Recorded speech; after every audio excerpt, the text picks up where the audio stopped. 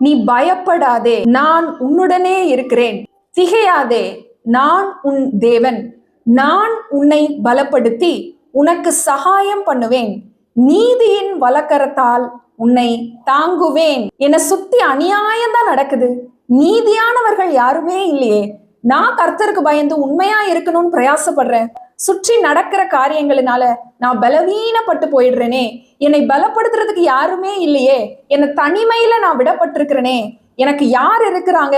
நான் எங்க போவேன்? எனக்கு என்ன வாழ்க்கை இருக்கிறது? நான் வேதனைப்படுகிறதை அந்த தேவன் பார்க்கிறாரா? என் கண்ணீர் அவர் காண்கிறாரா? இந்த அநியாயங்களுக்கு ஒரு முடிவே இல்லையா அப்படின்னு கைவிடப்பட்ட சூழ்நிலையில இன்னைக்கு இந்த வீடியோவை பார்த்துட்டு இருக்கீங்களா?